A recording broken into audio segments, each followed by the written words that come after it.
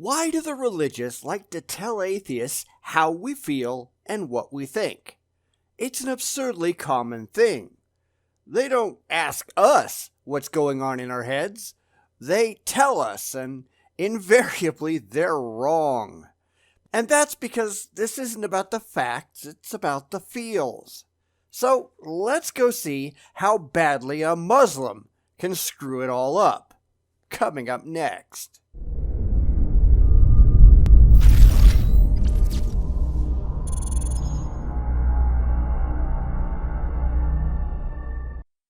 People have asked that I take on more Muslim videos, so here I go. Now, the reason that I haven't done a lot in the past is twofold. First, not a lot of good Muslim videos are done in English, and having subtitles kinda sucks.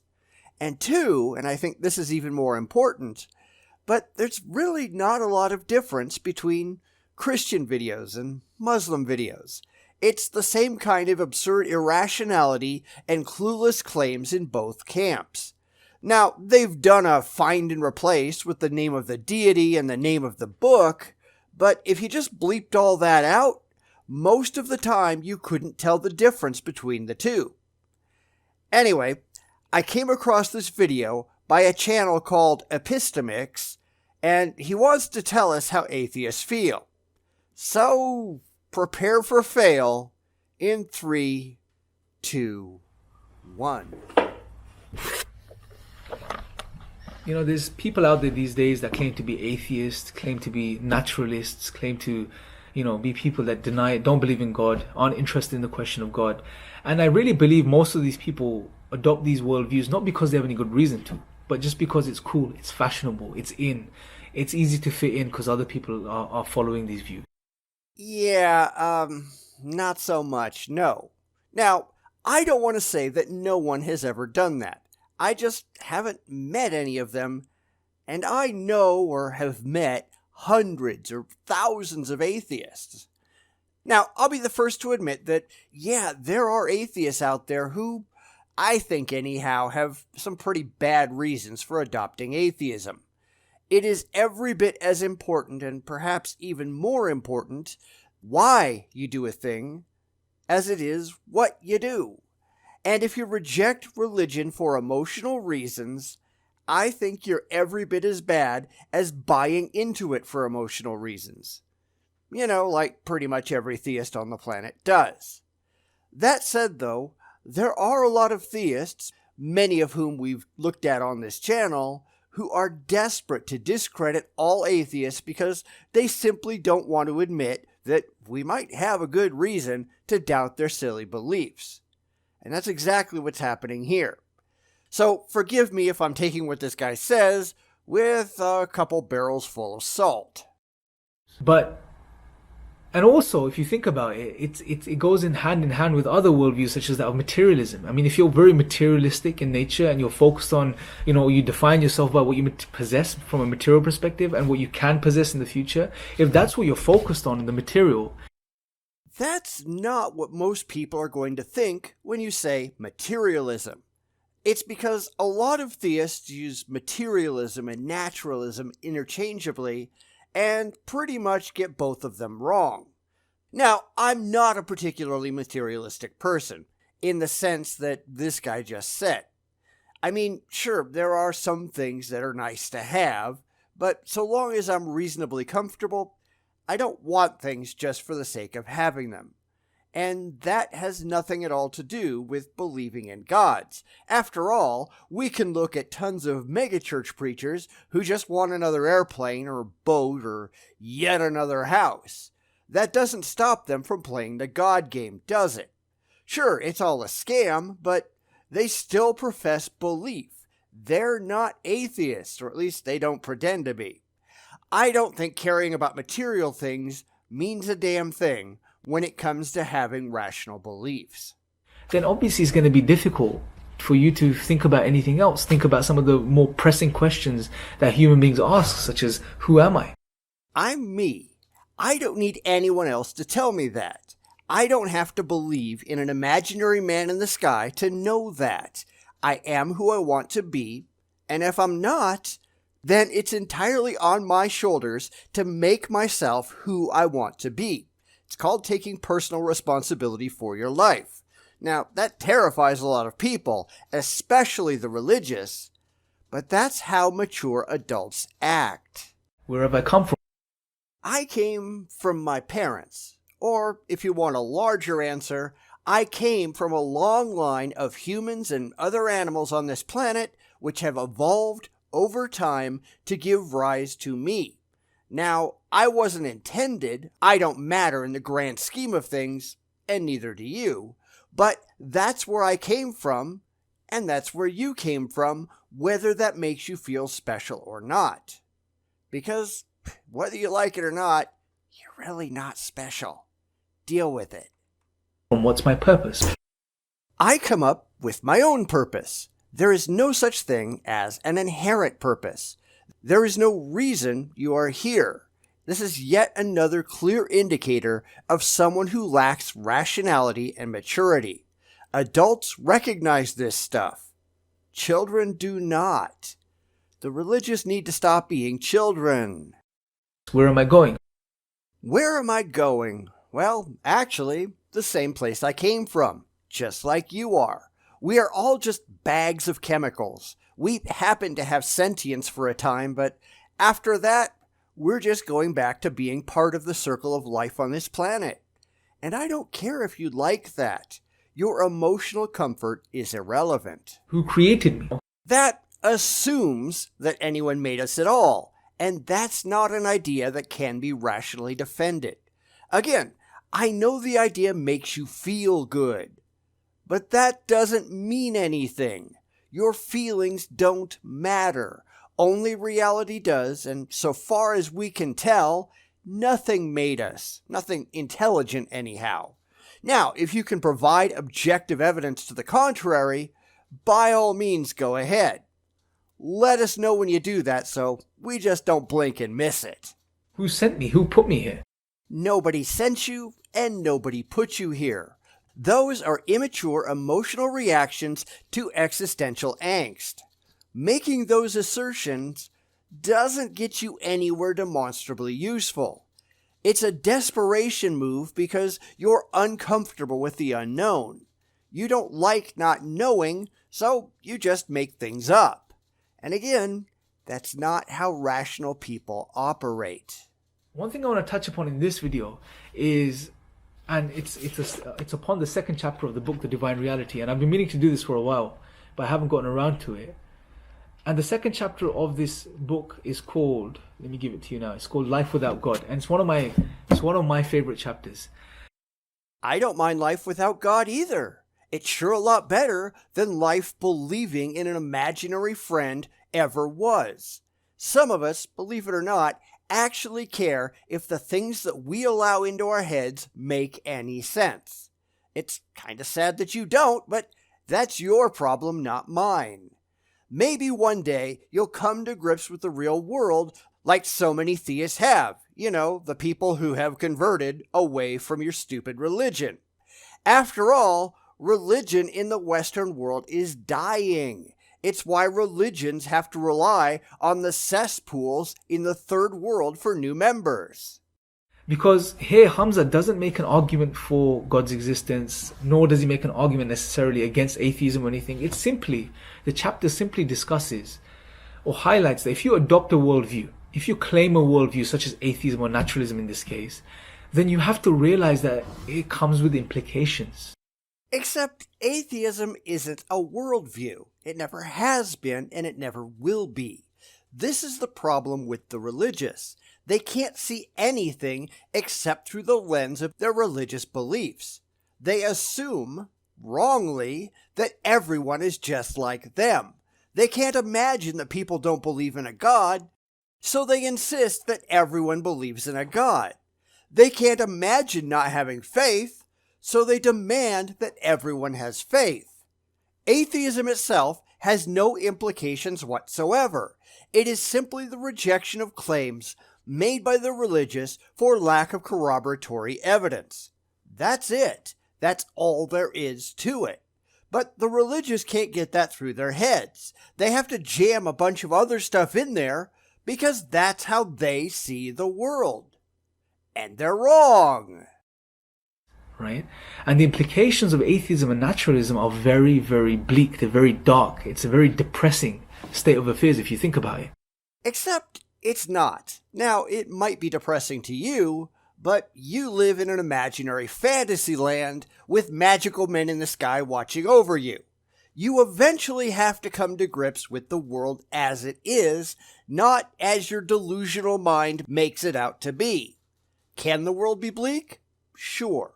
Does it have to be? No. But when your view of reality looks like a Warner Brothers cartoon, it's no wonder you think that way. But hey, that's your fault, not ours. He goes into this from a few different perspectives, and I just want to share one or two with you. And before that, I want us to get us to appreciate something. Look, if you deny God and you say there is no creator, there is nothing, there is no creative power behind this entire universe, this whole cosmos and life, then what you're left with is the view that everything that exists is an accident. That depends on how you define accident. Was any of it intended? No. So what? The fact is, we're here. This is the reality we live in, and this is what we have to deal with. Some people, like the religious, can't handle the facts, so they make up elaborate fantasy worlds to pretend are real because they're too immature to just put up with the world as it is. Others, like myself, just accept what is as it is because that's the way that it is. It isn't good and it isn't bad, it just is. How reality makes you feel has no bearing on the actual state of reality. It just doesn't. Pretending otherwise is what children do. It's why they make up imaginary friends. It's why they imagine that the world is different than it is. Like I keep saying, the religious are just overage children. Everything that exists is an accidental byproduct of random physical cold processes and stuff that's been taking place over God knows how many millions of years, right? Well, billions of years, but sure. So what? Truth is truth, and feels are feels. But what so many people want to do is demand that because they don't like how the truth makes them feel, that their feelings get to dictate what the truth is. And no, that's simply false. Therefore, everything that's emerged is an accident, including yourselves and myself. We're an accident. Our lives are an accident. And when we die, we will just die and we will leave. And you say that like it's a bad thing. So what? In the larger scheme of things, you and I just don't matter. Sure, we think we're important. The people who know us might think we're important. We might want to be remembered after we're gone. But that's all emotional reactions and not objective facts. What you want to be true means nothing if it is not, in fact, true. We just keep going back to immaturity. Why is that not a surprise? And if this is the case, then where is the purpose? Where is the ultimate purpose in life? There isn't one. Only an idiot thinks that there is. Just because you want there to be one for emotional reasons doesn't mean there is one. Figure it out. Now, you may claim purpose. You may say, well, my purpose is to be a doctor, an engineer, do charity work. All good and well. You can give yourself purpose. But this is not your ultimate purpose. What is our ultimate purpose? We don't have one. Not sure why you can't get this through your head. Biologically, your purpose, such as it is to reproduce. You might have a purpose that's determined societally. You can come up with something that you might want to give your own life as a purpose. But if you're looking beyond that, then you're just wasting your time. There's no such thing as an ultimate purpose. Grow up. Everything else around us seems to have a purpose. Things we make seem to have a purpose. We make things with a purpose, but when it comes to us, we don't have an ultimate purpose. No, we don't. The things that we make have a purpose because we, their demonstrable designers, built them that way.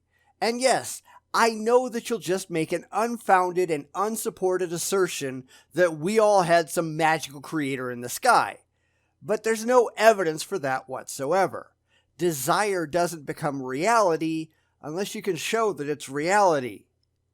Children. The religious are children. They don't want to grow up, they're religious kids. It's really kind of pathetic. Right? And deep down inside, we know that we do.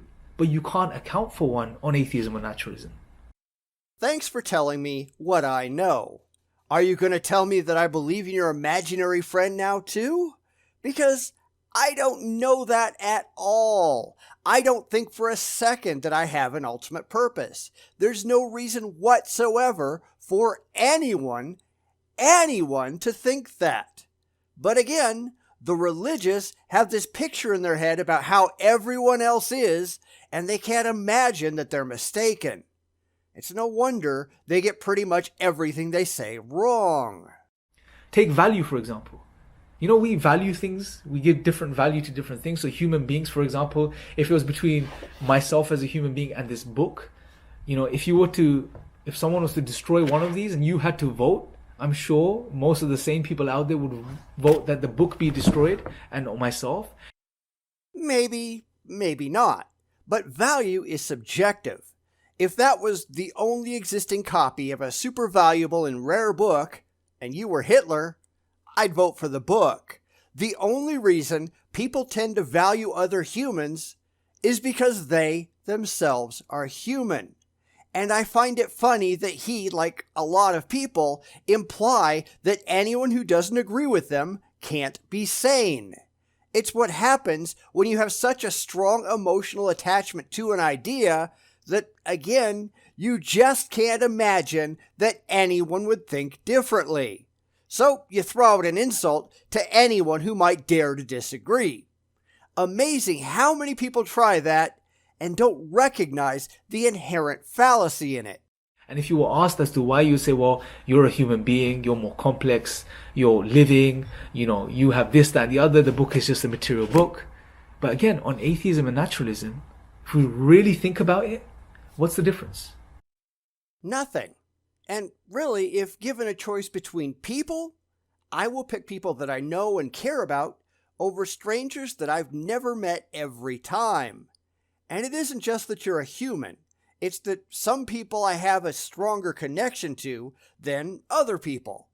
That's something else that people get a strong emotional distaste for, but we all do it.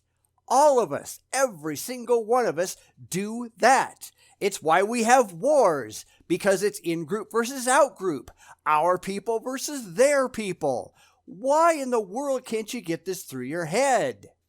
You'd be lying if you said that you'd do something else. You just would. It's because value is subjective. I value different things differently, and I value different people differently. I don't want people to die unnecessarily, but yeah, if I got to push the button to have Hitler or, say, Muhammad killed, would I push it? Damn straight I would, in a heartbeat. What is the difference? Because I am just a rearrangement of material matter, physical stuff, and so is the book. We're just a different rearrangement of matter. That's true. But since I have a vested interest programmed into me by evolution to care about humans in general and not to care about books in general, most people choose humans. But you can't get that simple fact through your tiny little brain. We know why this is, but that's not emotionally comforting to you, so make something up that feels good. That's all you care about. If you now bring in these ideas such as, oh, you're conscious, you're living, you're complex, these are things that you're just introducing. Why assume these principles that you're bringing into play here? If we really think about it, on atheism and naturalism, there is no difference. You can claim a difference, but you can make one up on your worldview. But really, if we really think about it, there is no difference. It's just a different rearrangement of material stuff. And you keep repeating yourself, why? You're not going to change reality by restating the question. I know you just don't like the facts, but that doesn't stop them from being the facts. Try something original for once. And you can see how dark it starts getting if we really start thinking about it. No, you can see how dark you personally imagine it to be because you really don't like reality. But that doesn't actually change anything. There's a reason why things are the way they are. You just don't like that reason. Therefore, you play make-believe so you don't have to deal with the facts as they are. And then you act like it's our problem. And you're wrong. All of this is just an emotional defense mechanism on your part. You can't handle the facts that make you feel bad, so you just make up new quote-unquote facts to replace them and then criticize reality for making you unhappy. Why are you so incapable of understanding that? And how depressing it starts to get. And I really believe there's many people out there, who for one reason or the other have adopted these worldviews, but now they are experiencing some of these implications. They're actually living with them. This existential crisis that they're going through. Who am I? Where have I come from? If you look at some of these forums online, you can see some of the people that adopt these worldviews are really depressed, very anxious. You haven't looked at religious forums then, have you? Because those are some of the most depressing, angst-filled dumpster fires around. And most of that comes directly from religion. Fear of gods, fear of repercussions, fear of sin, fear of everything. Seriously, go into some ex-theist forums sometime and see what's going on. These are people who gave up religion and joined the real world. It doesn't matter if you're looking at ex-Muslim or ex-Catholic or ex-Mormon forums, they're all pretty much the same. You know what the common thread through all of it is? Relief. Relief to be free of the religious mind poison once and for all. These people are happy. Now, sure, you might find some depressed people, but you find those everywhere. You know what I see most often in atheist forums? People who are still suffering from the lingering after effects of religion. People who are still irrationally afraid of hell. People whose religious relatives hate them because they stopped drinking the religious Kool-Aid. It's not atheism that's screwing people up. It's religion. They try to drink away their problems. You notice that the overwhelming majority of drug and alcohol programs out there are religious, right? Catering to people who are trading one addiction for another. Funny how that works, isn't it? But it's a big problem. Most people don't talk about this, right? Now I want us to really think about this, and I'm going to conclude by sharing a very profound verse from the Quran, where God says, he puts in a very beautiful way. He says, look, those that turn away from the remembrance of God, they're going to have a very difficult, constricted, depressed life. And that's where I'm going to give up because I don't care at all about his silly book of mythology. Besides, he isn't going to actually read from the Quran. He's just going to editorialize. It's a waste of my time, and it would be a waste of yours. See, the problem with all of this, and it doesn't matter if it's a Christian video, or a Buddhist video, or a Hindu video, or a Muslim one, all of them are essentially saying the same thing. They all think that they're right, even when they're demonstrably not. And they figure that everyone else is just like they are. All of their fears and all of their mental foibles are projected onto the opposition, and they try to use those asserted but usually false claims against the people that they don't like. They don't actually ask atheists what we think or feel. They just assume they already know. They can't get out from behind the religious lens and see the world as it actually is, not as the religion tells them that it must be. I don't see any difference between the way EpistemiX handles theology and the way Andy Bannister does. Some of the words are different, but the bad ideas at the core are all the same. Religious delusion doesn't change much. These people all need serious psychiatric help. Boom, boom, boom, boom, boom,